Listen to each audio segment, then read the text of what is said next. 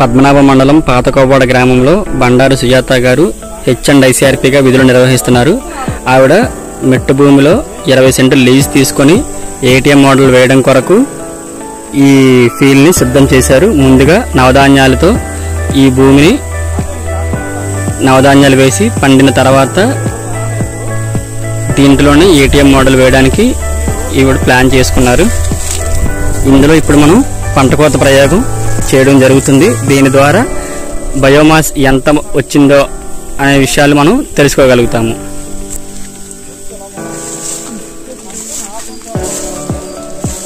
ఇందులో వేసిన నవధాన్యాల్లో 9 జాతులు 22 రకాలు వేయడం జరిగింది.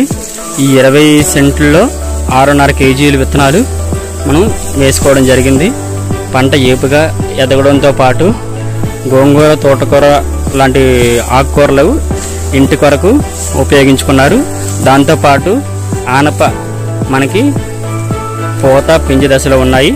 ఇవి కూడా ఇంటి అవసరాల కోసం ఉంచుకొని మిగిలిందంతా పశుగ్రాసం కొరకు వినియోగం జరుగుతుంది.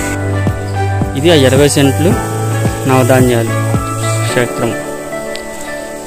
ఇందులో 5x5లో సీసీ చేయడం జరుగుతుంది.